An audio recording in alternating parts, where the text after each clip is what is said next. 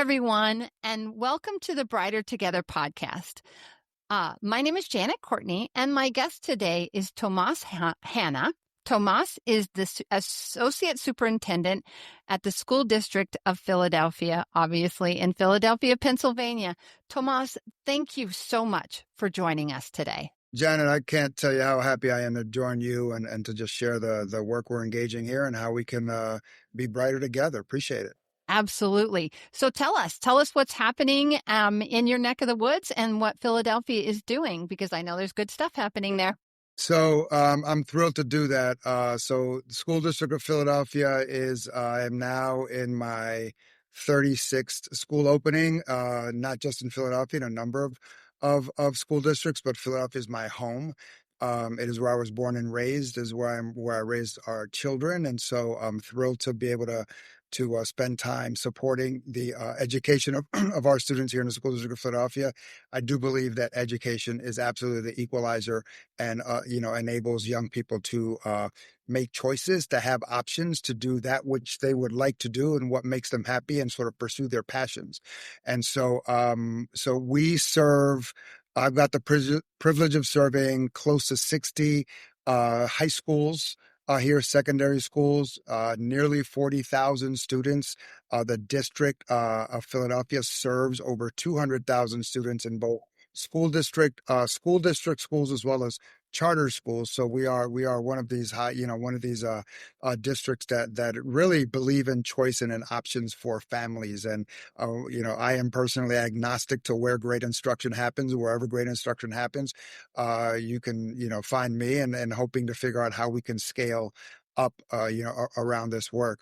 I'm really thrilled to say that in 3 years of the current superintendent's leadership, our superintendent's name is Dr. Tony Watlington.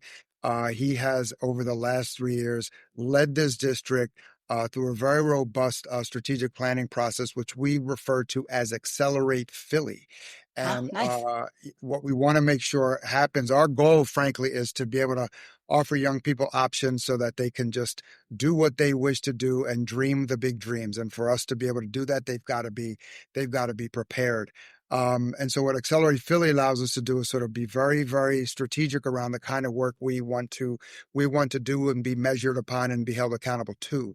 And our big three lifts are our kids in school, because if they're not, that's a big one, right? Number one, I mean, real back to basics kind of stuff here, right? Absolutely. Number two are our teachers in school, because we know that the single most important factor in the life of a student and their progress is the quality of the teacher in front of them. The second most important quality is the strength of the leader, the school leader who is driving this bus. Notice we didn't say school board, we didn't say associate superintendent, we didn't say the mayor. Right? They are all actors in this play, as it were. But the real performers are the students, the teachers, and our school leaders.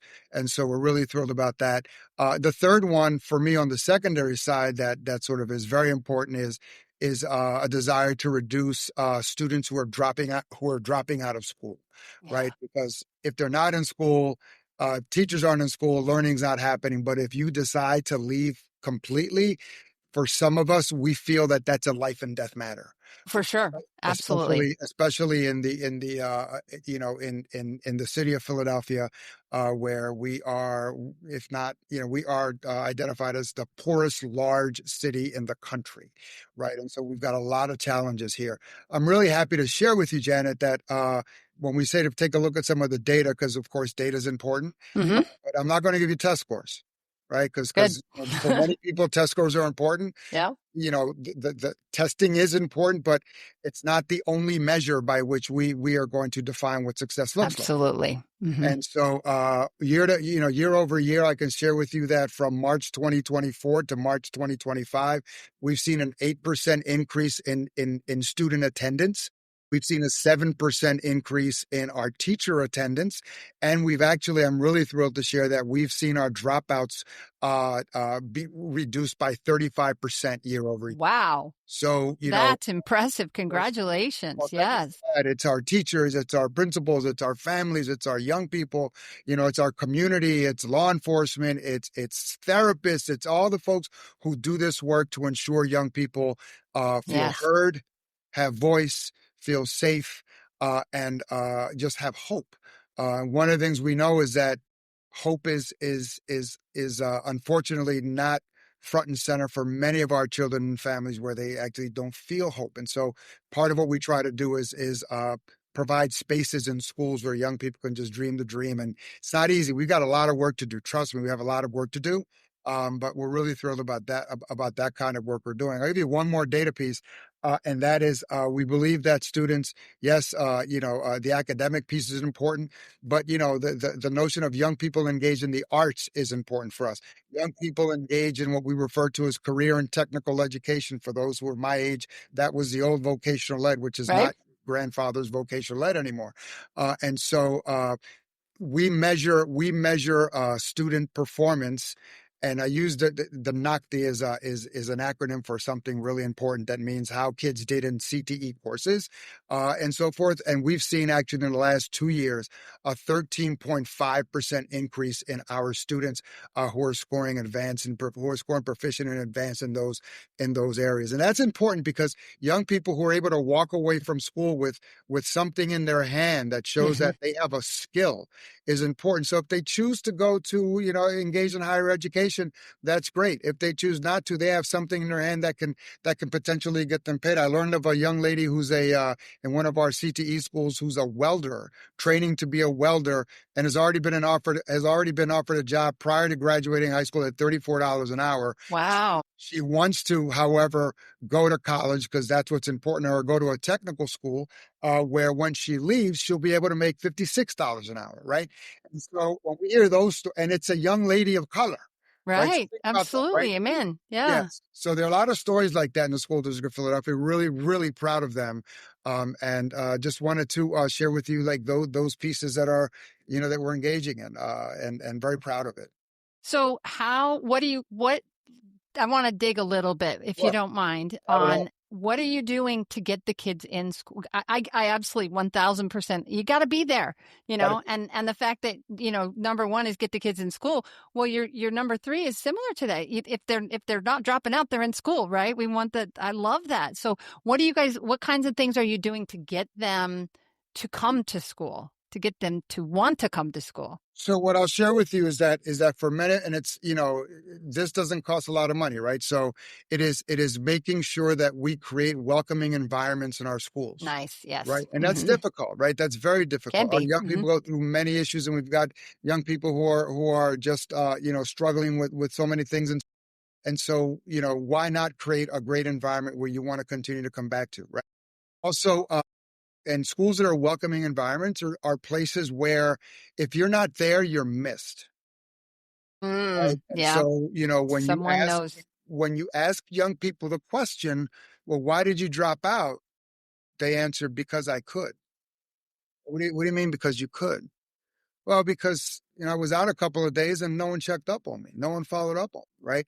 And so what we're working through now here in our schools is number one, making sure that our teachers and our school leaders and whatnot, are very, very in tune to who they're working with, that they build wholesome, positive relationships for young people, right? That we can, that we can tell the signs when someone's not feeling quite right. In our comprehensive high schools here, Janet, our kids have to go through metal detectors. And I wish I could say that when you exit the metal detector, you're in Hawaii, right? Because you just, you went through TSA. It's not TSA, right? It's right. Yeah. And so there are concerns about that. But, the idea of being in schools and seeing a young person go through a metal detector and just welcome with a smile, hey, how you doing? Or you don't look okay. Is everything okay? You weren't here yesterday. What is there anything we can do? And things of that sort. Or, if we're aware that you may have had a bad day yesterday, hey, we good? We talked about these issues, these things. what does that look like? And so, starting your day off that way is truly important. I've been in our schools where I'll go in to visit and I'll see a student at the secretary's desk, the secretary making a phone call at 9:30 to a parent saying, "Hey, just want you to know she made it safe. She's here. A little late, Yes. but she's here," right? Right. And so those are the types of relationships we are really trying to build. Is it 100% perfect? No, but that is the vision of this district, of this leadership, to ensure that these types of relationships are built. The other thing I would say that we're doing that's relatively new is, and I'm really proud to share, we've engaged with a group called Hazel Health, and this is an opportunity for our schools to engage young people to avoid a student, for example, having to leave early because they've got a doctor's appointment, right? To engage in an online opportunity where you can have a parent come online with the student and receive some sort of health care to be sure that they're in a good space. That could be mental health. It could be something around, some kind of, malady and things of this sort, to avoid having a student miss, Leave school, right? leave Yeah. school, and it's completely confidential. And we're really excited about that. And we'll be following up to see how that takes. But that could be a game changer, right? Yeah, for sure. Who might leave and things of this sort, and what that would look like. So, Well, then you're going to identify issues, like if a child right, needs health care and there isn't any, and you've got this absolutely. program, you can identify a child that something might get lost or missed, or yeah, I absolutely. mean, the other strategy we use, and it's really a strategy that begins in ninth grade, right? We're very keen on ensuring young people are on track to graduate, that they've got the right courses, that they have the right credits, that they're doing the work that they have to do. And so what we do here is, we have, in many of our schools, we have ninth grade academies where we really cater to the needs of our ninth grade students who are coming from different middle schools across the city, to bring them in and sort of engage in this manner. And in fact, I was in one of our high schools today where we were seeing, a number of schools were coming to visit to see what they do, because they do this work really well. How they do advisory, right, where they have, a portion of the day, or an extended day, depending on the school model, where advisors, teachers, counselors, and others are working with students to be sure, they know what's going on in school, right? What's happening? What don't you want to miss? Hey, report card conferences are coming up, or whatever that might be. To do like those announcements that we tend to do, but also like, hey, there's a college visit, there's a college trip, there's this going on. How do you want to? Do you have your permission slips? Let's make sure this happens. Hey, you've missed a few days. What are we going to do about this? Have you caught up in work and things of this sort? And in some cases, you've got these advisors who are reviewing grades and how students are doing, so that we're not waiting to the Until end it's too late, right? Yeah. Mm-hmm. like I shouldn't find out in March that Tomas has been struggling. Right. I should know something happened. And so we've seen that when because Janet, in the spirit of what gets measured gets done, when you speak to young people about how they're doing and what's expected of them, something really amazing happens. They know the rules of the game. They're being held accountable. They're not being embarrassed. They're not being told, they're being said, hey, this is the map. Like, what does this look like? What can I do to help? Or, wow, this is amazing. You've gone from a 60 something to what did you do? Let's talk about that. Right. And celebrate young people. And so that's something else that we're doing around ninth grade, because we know that if a ninth grader doesn't make it to 10th grade and is not on track, the chances of them graduating are greatly reduced. Right. Right. And Right. so we've got that type of work happening. Then we do, work here that's called positive behavior intervention supports, Mm-hmm.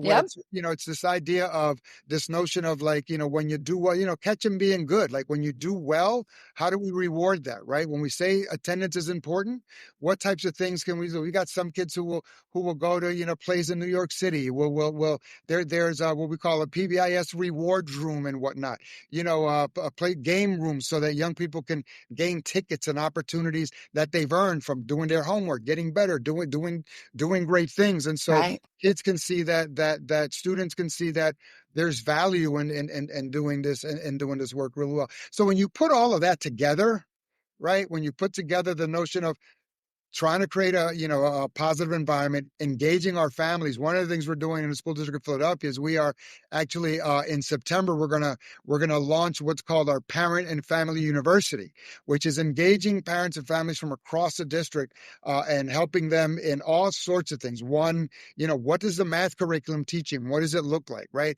What is that? We've rolled out two curriculum, and we're going to roll out a third in science. So we've got a new English language arts curriculum, a new math curriculum, and we're rolling out a new science curriculum.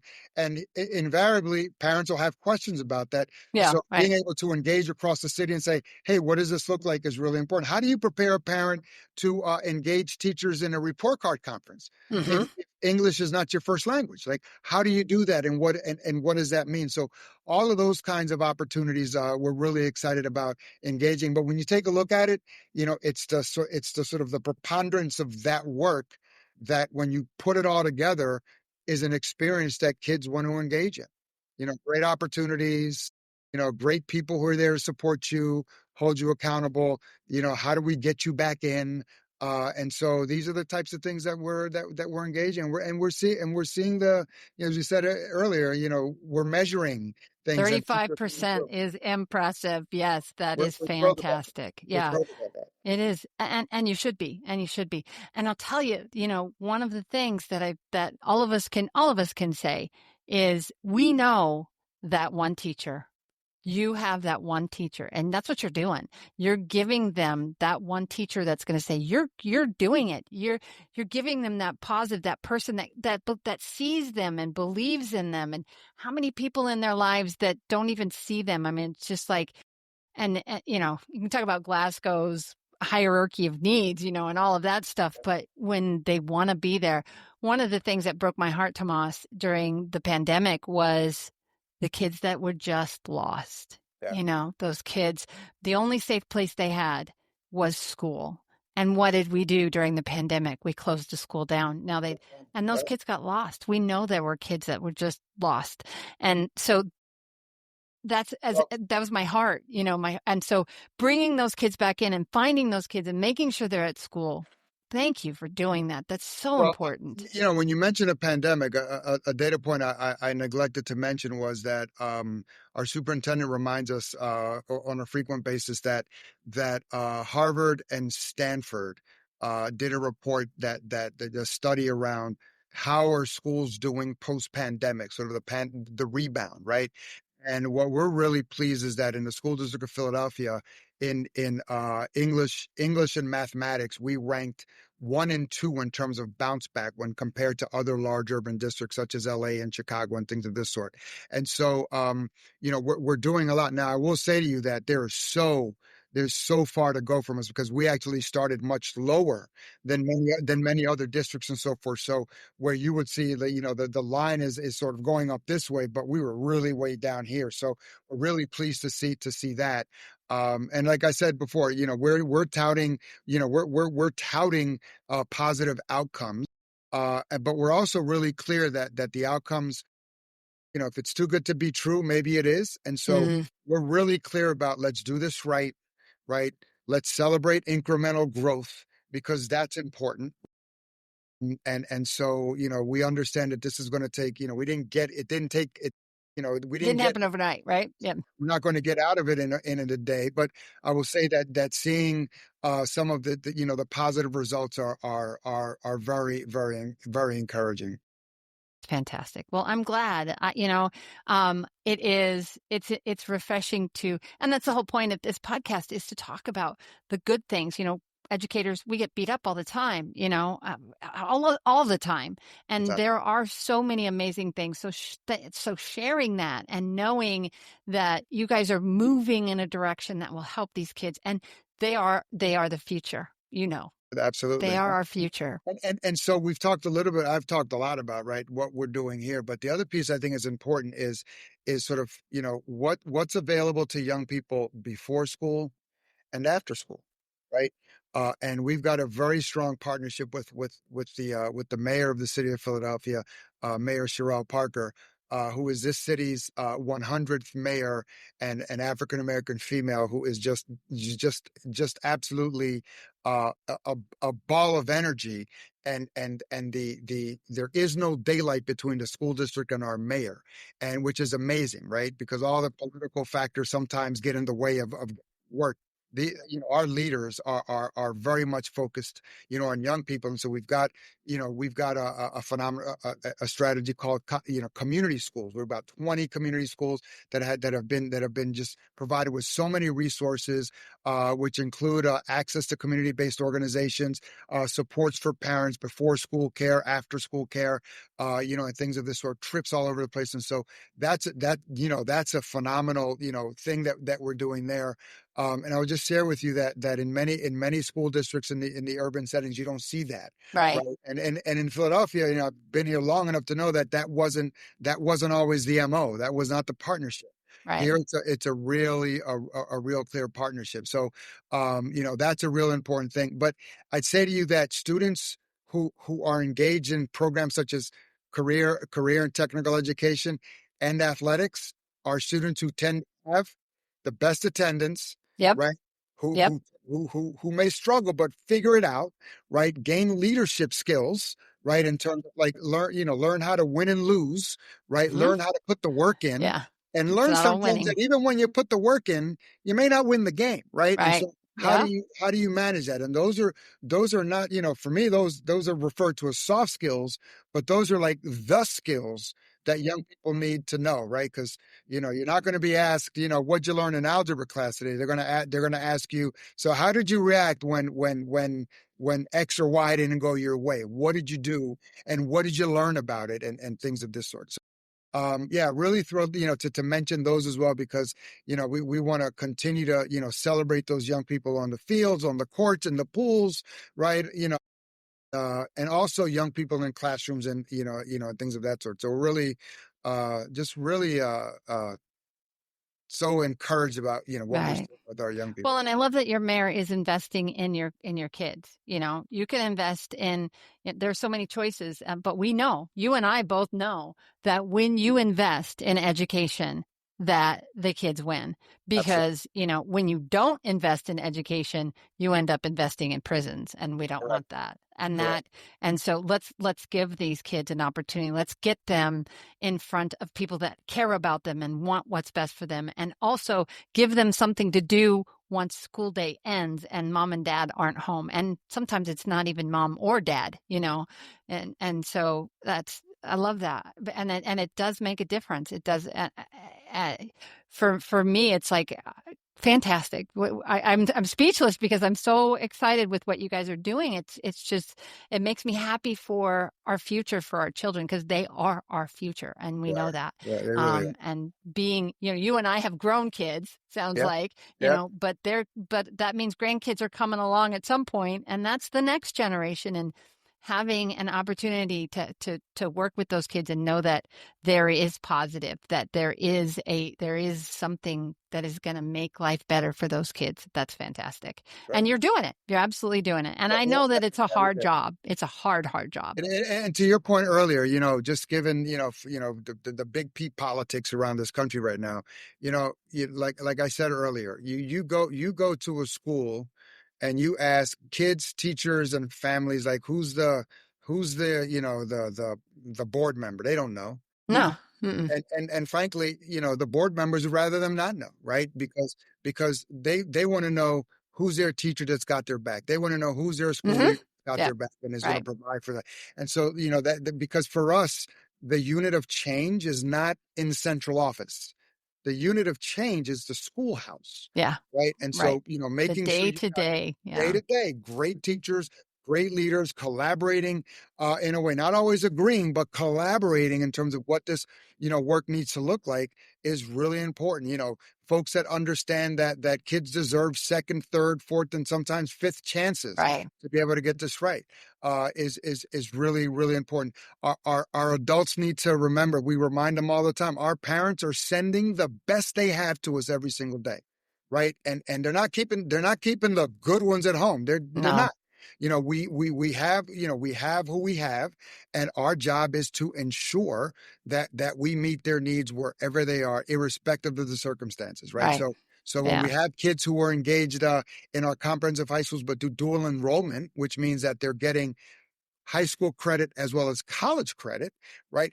That's important. We've seen that number grow. We've got a partnership with schools and the community college that are pretty much on the same campus, and you've got kids leaving their high school and walking over to community college, Right. right? And to see that is just amazing. And there's some kids who are getting dual enrollment in their building because the college is going to them, or they're getting online and they're taking courses online. And so, it's amazing to be able to do a graduation with kids to say, you're graduating a high school diploma and 15 college credits, 60 college credits. Like let's monetize that. Yeah. That's money in your pocket that no Yeah. one can take away from you, right? Yeah. And so Yeah, that's the thing about education. They can't take it away. take It it away can from never be taken away. That's for sure. Yeah. Yep. I get it. I totally get it.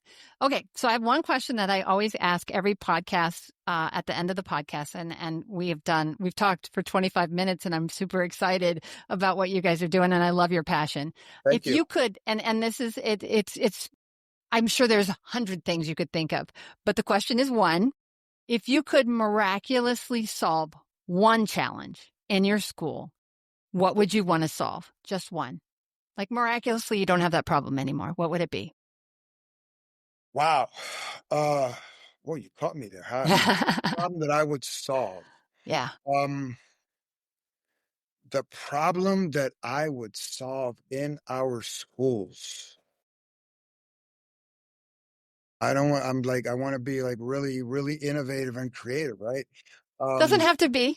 Doesn't have to be. Where's your heart? Yeah. The problem, you know what? One of the problems I would solve in our schools, I'm thinking about our high school students specifically, right? After the pandemic, one of the reasons we struggled with young people coming to school is because during the pandemic, they were doing school on this. They were doing school on a laptop. They were working in kitchens and doing all because they had to bring home, they had to help support their families. So I would love to be able to figure out a way that we could ensure students who needed to work could do so, right? And some would say, well, those are internships, paid internships and things of this sort, right? I would love to be able to be sure that students, could continue to get really quality work experience, make money for their families, because again, in the largest poor city in the country, this is what our kids need. And so when you say, why aren't you here? It was because I had to go to work. I had to work. Yeah. There was a way that we could figure out, like take the minutes and sometimes the credit requirements away and just flatten this thing and just figure out, what it is that we could do to make sure, kids are able to support themselves, able to support their families, right? And are able to just, schools can be more flexible for them. That would be fantastic. We know that there are models out there, across the country that are doing this. And so we'd really love to be able to just, take some of that stuff away. And in some cases, take away the regulations and things that sort of get in the way, right? Yeah. From students doing that. So I think for me, that would be something I would do. Just open it up so that students are able to learn, call it learn and earn. Right? Oh yeah, for sure. That's an issue. And go from I know you said one question. It's okay. What I implore our teachers to do, and I try to model the behavior, is cease asking the question to young people. I mean, this is probably a better answer. What do you want to be when you grow up? Stop asking. That's not the right question, in my opinion. What I am starting to ask, what I've asked high school kids in the last 3 years since I've been back in this role in Philadelphia, is asking them, what do you love to do? What are you great at? Yeah. Right? What are you passionate about? Like those three questions, and invariably and then they're like, oh, you don't mean doctor? What are you passionate about? Right? And wouldn't it be great if you could do that every day, right? Every day. Yes. You're great at it. You make a difference. And how are you going to improve where you are, whether that be your neighborhood?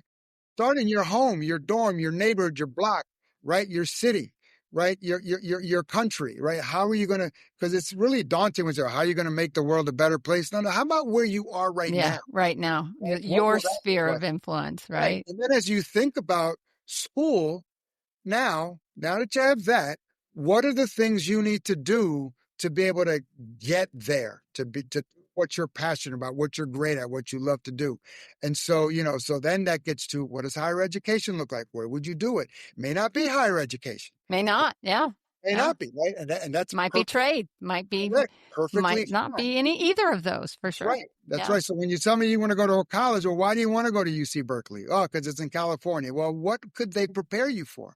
So like all stemming from what it is that young people love to do, what they're passionate about, then go from there, because then there, Janet, in my opinion, there you're meeting them where they're at. Right. Yeah. And then you begin to sort of craft with them, what is their plan?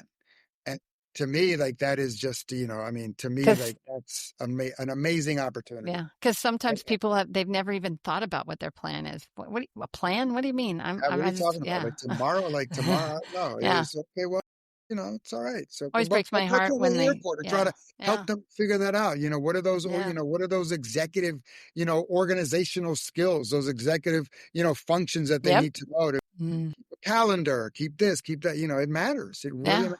So absolutely. So I answered 2 questions. And no, that's okay, Tomas. It's great. Those are great answers. Those are absolutely great answers. And you're doing it. You're doing it. We're doing it. Thank you, Tomas, so much for your time. Thank you. Where should people go if they want to learn a little bit more about you and what's happening? So our school district website has so much information around the work we're doing. And so it is philasd.org,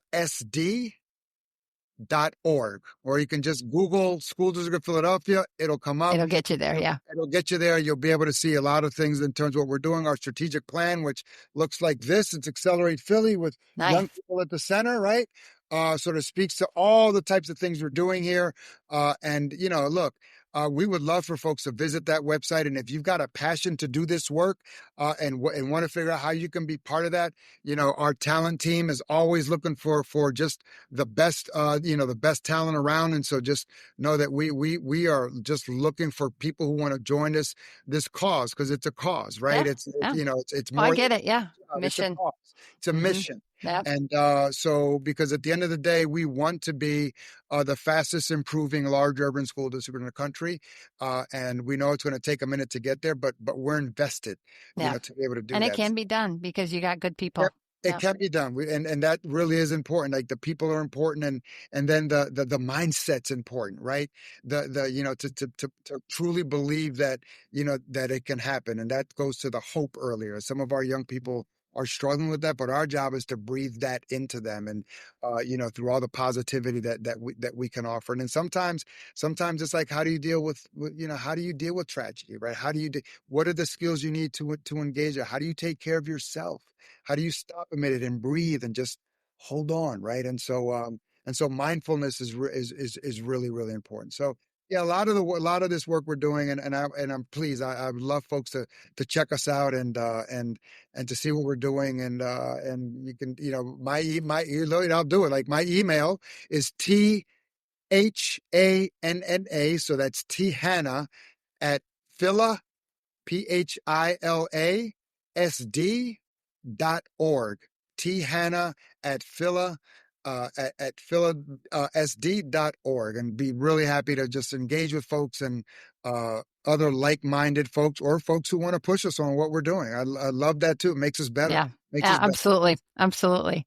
Well, once again, great conversation. Love your passion. Love what you're doing. Thank you so much for being here and being a guest here. It's my honor, and thank you for allowing us the opportunity to share what we're doing here in the city of brotherly love and sisterly affection.